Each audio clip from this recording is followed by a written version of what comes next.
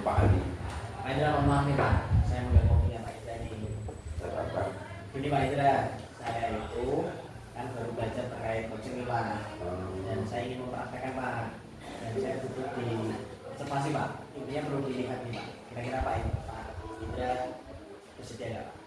Bersedia, baik. Saya bersedia. Tapi sebelumnya, nah ini Pak Andi kok sekarang kok mau berubah profesi atau bagaimana sebagai coach gitu? Nah saya baru belajar loh Pak. Oh gitu. Pendidikan guru pemudaan. Itu ada topik terkait coaching Pak. Dan saya merasa oh ini keren nih kalau bisa saya terapkan gitu. Nah saya pengen nih Pak, saya pengen menerapkan coaching, tapi saya perlu dilihat Pak, biar saya tahu.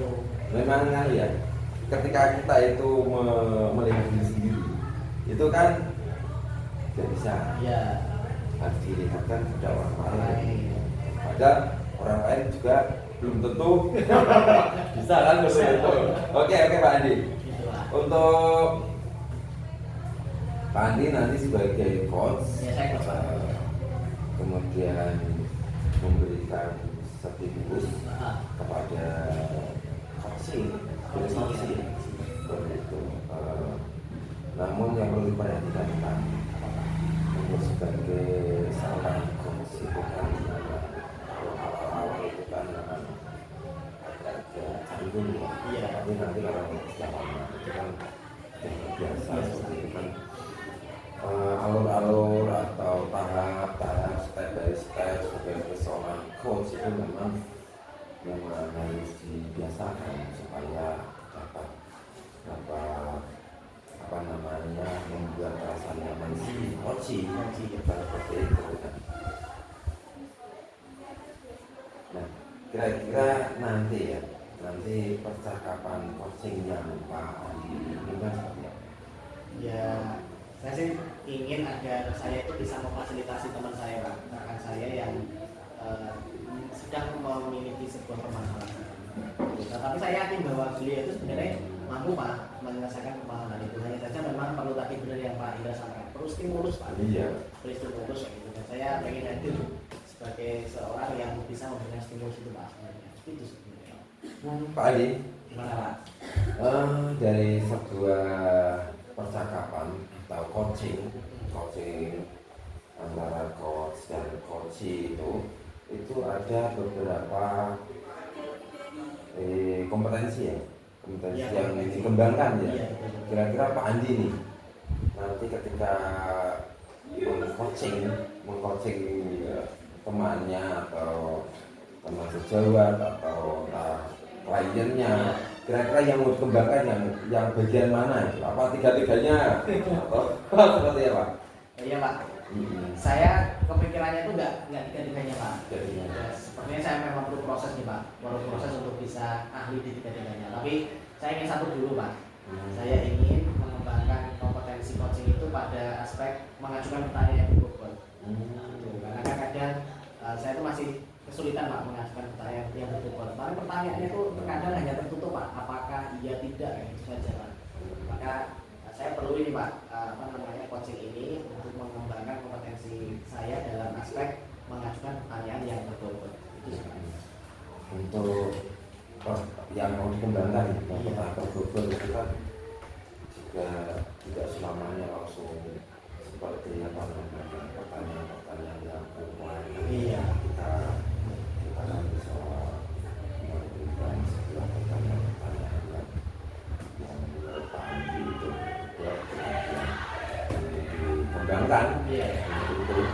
Nah, untuk tujuan kompetensi dari pertanyaan yang berbobot itu, kira-kira berbobot itu yang seperti apa Pak? Ini maksudnya ini Pak yang lebih spesifik itu Pak. Spesifik seperti itu ya.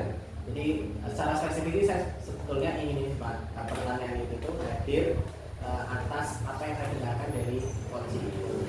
Jadi misalnya kalau coachingnya itu permasalahannya terkait tentang pembelajaran ya pertanyaannya seputar itu.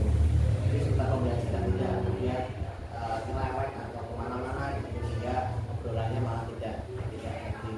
Jadi nanti saya lebih spesifik ya ingin menggali permasalahan dan hal-hal yang berkaitan dengan apa yang disampaikan oleh coaching. Jadi tidak ingin yang pasti apa informasi dari koci tersebut tergali gitu, Iya, tergali gitu. tergali dengan pertanyaan-pertanyaan ya harusnya ya di seputar itu atau Iya. lingkup itu kita Iya. kembangkan gitu. Oke. Itu Pak Andi. Iya, siap. Semoga nanti Pak Andi bisa mengembangkan, kemudian bisa melaksanakan sebagai coach yang tentunya sebagai coach yang profesional, bisa memfasilitasi daripada coaching ini nanti bisa memberikan menggali sebuah kompetensi itu nanti ya. Berarti ini Pak Anja bersedia nih Pak? Bersedia Oh, tadi. terima kasih Pak Indra. Ya, Ya. selamat untuk mencoba. Siap. Oke. Nanti siap Pak. Nanti siap Pak. Ya, siap. Siap. Selamat siang Pak Amri. Iya, selamat siang Pak Andi. Gimana kabarnya? Alhamdulillah saya Pak Andi bagaimana? Sehat ya. Pak Amri. Pak Amri, hari ini saya sesuai dengan permintaan Pak Amri kemarin, katanya ingin bertemu. Nah, kira-kira apa nih Pak? Kita mau ada diskusi apa Pak Amri ingin bertemu ini? Jadi Pak, saya itu ada permasalahan yang ada di pikiran saya, yaitu terkait dengan kebersihan siswa. Kebersihan siswa. Jadi banyak macam-macam kebersihan siswa yang masih juga saya masih kurang seperti ini. Berarti ada siswa yang kurang bersih atau gimana itu Pak ya? Berarti nanti di akhir diskusi ini yang Pak Amri harapkan apa ya Pak? Jadi harapannya saya menemukan solusi bagaimana cara mengatasi masalah kebersihan itu, dan semoga saja bisa lebih baik lagi seperti itu. Bagaimana mengatasi kebersihan ya? Oke, siap. Yang Pak Amri lihat saat ini, bagaimana sih Pak kondisi anak-anak ini? Apa yang kira-kira anak itu kurang bersih? Itu apa saja? Jadi untuk kebersihan ini saya bahas yang di sekolah saja ya Pak. Oke. Terkait dengan kebersihan. Jadi untuk anak saya di kelas 6 terutama itu saya anggap masih kurang terkait dengan perilaku kebersihan. Contoh saja seperti seringkali saya menemukan banyak sampah yang sering dimasukkan di dalam laci, kemudian mengendap sampai berhari-hari sampai menumpuk di dalam laci. Itu contoh di kelas. Kemudian selain di kelas pun misalkan di luar kelas itu misalkan anak-anak sudah makan, sudah beraktivitas, kemudian membuang sampah tapi sampahnya tidak masuk ke tempat sampah, hanya mungkin sampai di atas tutupnya saja. Itu pun berarti kan dia tidak masuk ke tempat sampah dan terlempar ke tempat yang lain seperti itu. Itu terkait dengan bagaimana kebersihan di sekolah saya yang saya anggap itu masih kurang.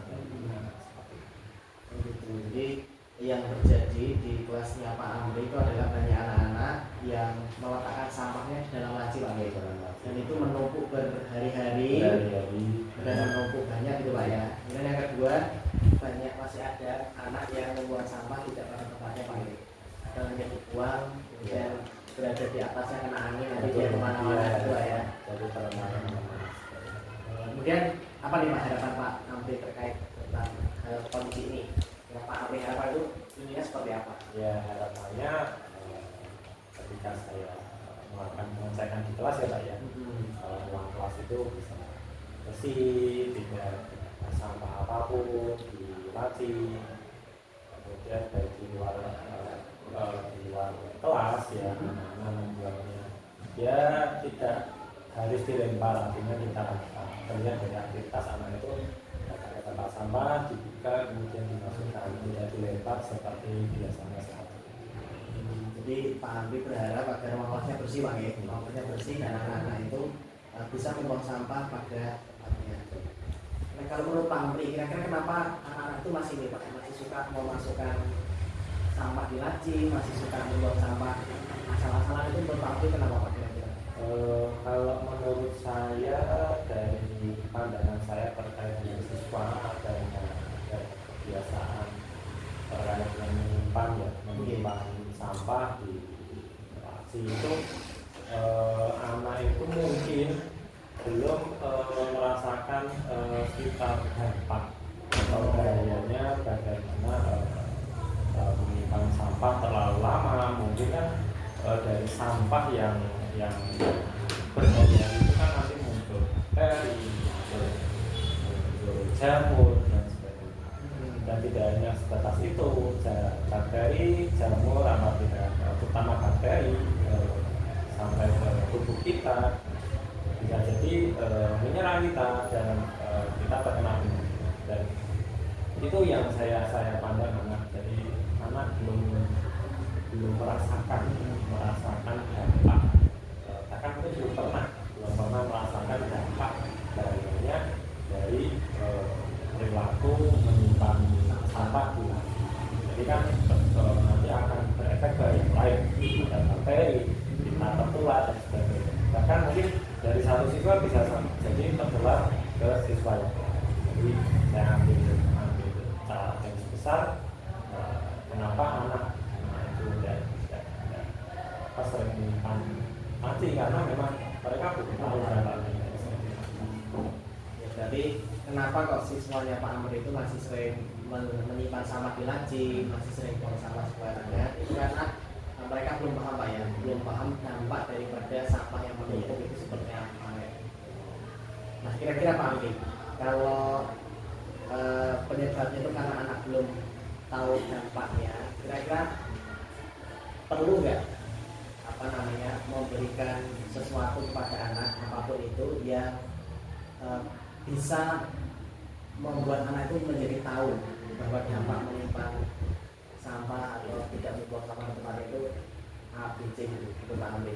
Kalau saya perlu Pak, ya dari kita menjelaskan terkait dengan perihal sampah, kemudian dampak dan sebagainya, ya anak tahu pengetahuan dan tahu merasakan ini bahayanya sampah, dan saya berharap kebiasaan yang kurang itu bisa dihilangkan. Berarti salah satu cara yang mungkin bisa dilakukan Pak Amri agar anak itu mulai sadar terkait sampah itu berarti bagaimana Pak? Kalau dari tadi keperluan untuk memberitahukan anak terkait dengan bahaya sampah, jadi mungkin gini Pak, bisa saya sosialisasikan dalam bentuk video, mungkin terkait dengan video di kelas terkait dengan materi sampah, ataupun mungkin bisa melalui, kalau tidak informasi ya setidaknya sebuah kesepakatan di kelas terkait dengan perilaku tersebut, kemudian bagaimana konsekuensinya seperti itu. Jadi kalau tidak video pembelajaran tadi, bisa jadi mungkin terkait dengan kesepakatan kelas. Jadi rencana Pak Amri untuk bisa mengatasi, paling tidak mengatasi ya Pak, terkait kebersihan tadi adalah Pak Amri ingin membuat video terkait sampah, dampaknya seperti apa itu Pak. Yang kedua, membuat kesepakatan dengan anak-anak itu Pak. Nah, kira-kira rencana ini mau Pak Amri mulai eksekusi itu kapan Pak? Ya, secepatnya Pak. Jadi setelah saya tahu pandangan seperti ini, saya coba cari bahan untuk pembuatan materi terkait dengan video tersebut.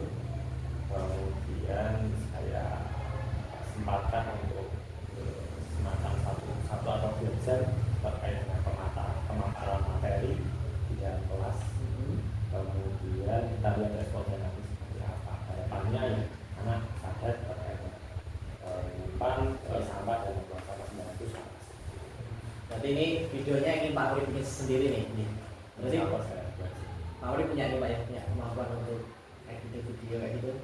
Kalau belajar dulu di rasa kemampuan saya masih belum sampai Pak. Cuman ya kita berusaha. Ya kalau misalkan buntu ya kita cari dari YouTube dan sebagainya, kita bisa manfaatkan, kemudian kita lakukan semacam editing.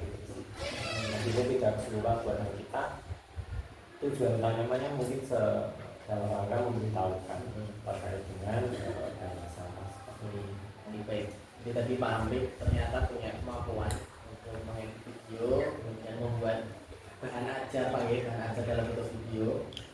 Kira-kira Pak Amri perlu ini ya Pak, perlu bantuan atau perlu dukungan apa gitu Pak untuk bisa mensukseskan langkah Pak Amri ini? Kalau membutuhkan jelas Pak, artinya kan harapannya kalau di kelas saya jelas guru lepas sebagai apa ya peranan utama. Tapi kalau untuk lingkungan sekolah ya kita butuh setidaknya kepala sekolah sebagai kebijakan, kemudian rekan-rekan sejawat. Jadi harapannya tidak hanya kelas saya saja, di kelas yang lain juga seperti itu, dari kelas 1, 2, 3, 4, 5. Harapannya di lingkungan di sekolah menjadi bersih secara keseluruhan seperti itu. Betul Pak ya. Ya, berarti ke depan solusi yang Pak Amri ingin lakukan adalah tadi membuat video Pak ya, video yang harapannya video ini bisa digunakan oleh semua kelas Pak ya. Semua kelas sebagai bentuk media untuk mensosialisasikan dampak daripada sampah yang menumpuk terlalu lama. Itu Pak ya. Kalau dalam waktu cepat ini Pak ya, mau dilaksanakan? Laksanakan secepat mungkin setelah video jadi langsung kita sosialisasikan seperti itu. Siap. Saya tunggu dari kabar baiknya. Siap. Semoga program ini jalan dengan lancar, Amin. disupport oleh semua pihak sekolah, kemudian anak-anak bisa melaksanakan dan bisa mulai membuang sampah pada tempatnya, tidak menyebar sampah di sini. Itu apa ya? Atas waktunya. Siap. Saya punya bayangan kira-kira langkah ke depannya. Iya. Baik, sama-sama Pak Amin. Terima kasih juga sudah mau ngobrol dengan saya. Sukses segera dilaksanakan. Amri. Oh iya. Ya. Besok buat tong sama yang besar. Terus ya sih. Pak, ya. Sudah selesai closingnya. Sudah Pak. Ya, oke. Nanti saya juga disuruh. Tapi kan Pak Ina nggak merasakan apa yang saya rasakan. Iya, makanya saya ingin langsung. Kan tadi pagi kan sudah saya kan profesi ya. Iya. Nah sekarang kita akan masuk pada pasca supervisinya ini Pak. Tadi Pak Andi sudah menjalankan sebagai coach untuk kegiatan coaching kepada Pak siapa namanya? Pak Amri Pak. Pak Amri ya, itu teman sejawat. Iya Pak, rekan saya Pak. Kan sudah akrab itu ya. Iya. Terlihat tadi waktu tadi waktu percakapan gitu toh. Pak Andi kan begitu seolah-olah mengetahui bahwa Pak Andi bisa chemistry itu matanya itu berdua itu tahu gitu loh gitu. Pak Andi saat melakukan coaching tadi ya, kira-kira tadi yang sudah dirasakan tercapai, tolong ceritakan tadi. Ya, yang pertama itu saya merasa lega Pak, dan merasa senang bisa membantu rekan saya yang sedang ada permasalahan Pak. Jadi permasalahannya soal sampah Pak ya. Jadi ada ya siswanya itu belum bisa membuang sampah pada tempatnya. Maka sampahnya itu dibuang di laci meja Pak, sehingga lama-lama menumpuk gitu. Nah itu permasalahannya. Dan tadi saya mencoba untuk membantu dan ya alhamdulillah ada solusi dari percakapan antara saya dengan Pak Amri tadi Pak. Jadi saya senang, saya lega melaksanakan komunikasi dengan Pak Amri tadi. Kembali ke awal tadi Pak, Pak Andi pagi ya. Ini yang dikembangkan itu kan di bagian pertanyaan. Ya, tadi Pak Andi, saya juga tadi menyimak betul kan, memang pertanyaan berbobot itu tidak harus siapa, tetapi kita itu melatih tadi Andi seolah-olah sudah terbiasa itu. Nah, indikatornya itu menurut Pak Andi tadi yang ditanyakan ke Pak Amri itu apa namanya, kekurangan atau kelebihan apakah ada?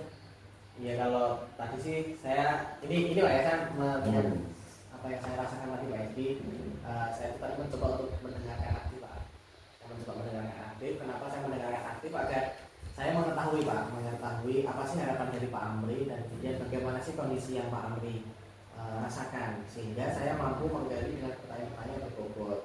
Hingga saya merasa bahwa itu sudah tercapai Pak. Karena setiap pertanyaan yang saya sampaikan ke Pak Amri itu berasal dari apa yang Pak Amri sampaikan. Jadi saya tidak pernah mengasumsikan siswanya itu memang jorok atau apa, saya enggak Pak. Jadi benar-benar pertanyaan saya dan solusi yang muncul itu benar-benar murni dari apa yang saya dengar dari Pak Amri yang disampaikan kepada saya. Memang kan ya apa namanya pertanyaan-pertanyaan Pak Andi tadi itu memang masih orisinil dari permasalahan dari Pak Amri sendiri ya.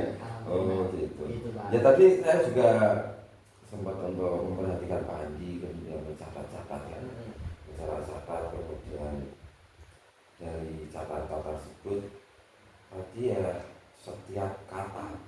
Saya rasa setiap kata Pak Amri itu satu kalimat 5 kata. Pak Andi juga mengubahnya menjadi pertanyaan 5. Padahal 5 kata menjadi pertanyaan yang 5 ya. Seperti itu.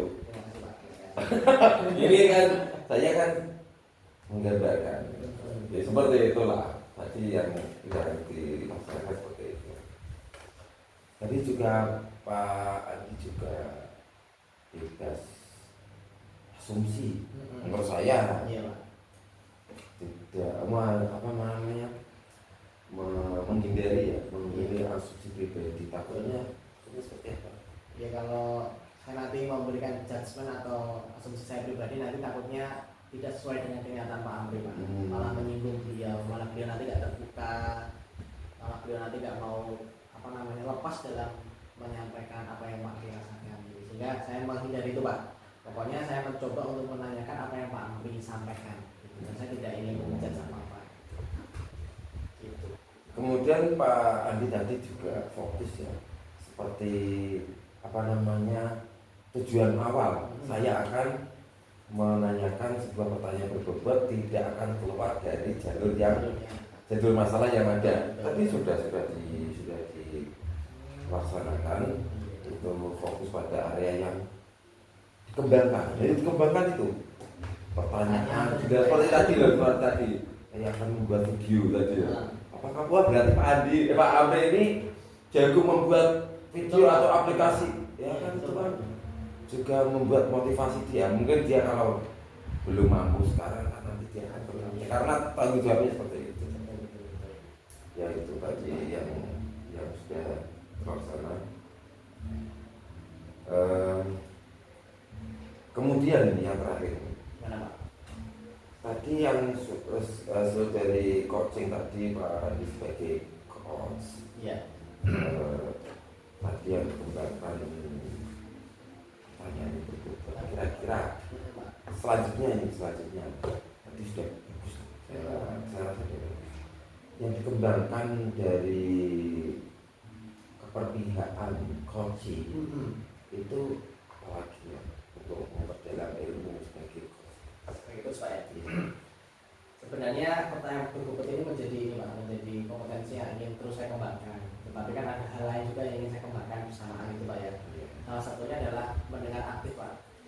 Gitu. Jadi apalagi tadi waktu coaching dengan Pak Amri itu kan banyak tuh Pak, ada beberapa aktivitas di luar diskusi ini yang kemudian mengganggu pendengaran saya, kayak siswa pada pulang sekolah, kemudian ada obrolan lain di ruang sekolah dan seterusnya. Itu kan juga memberikan konsentrasi saya dalam mendengarkan. Ngaruh Pak ternyata. Nah itu perlu saya perlu perlu kembangan lagi Pak kepada saya biar semua itu tuh tidak mempengaruhi pendengaran saya pada komunikasi yang sedang saya lakukan gitu Pak dengan coaching. Jadi ingin lebih menguatkan atau mengembangkan keterampilan dalam mendengar aktif tadi Pak. Tidak mudah terpengaruh. Belum mendengar aktif saja sudah bisa mengembangkan pertanyaan berubah. Ketika keterampilan mendengarkan aktif itu dikuasai, semakin jempol. Iya, betul. Ya. Tidak lama-lama kan. Ya, semoga aktivitas dari Pak Andi untuk keperpihakan kepada teman sejawat yang menerima ya secara terbuka, legowo untuk menjadi coach itu fasilitas. Iya. Kan coba saja. Seperti itu. Membantu ya. Semoga sebagai amal ibadah yang enggak, maksudnya sebagai inilah karena gerakan manusia sosial juga membantu anak-anak sosial. Kita sukses untuk Pak Andi dan terima kasih Pak Indra. nanti dikembangkan lagi sebagai coach. Ya, terima kasih sudah mau mengalami saya Pak ya. Oke, terima kasih. Siap.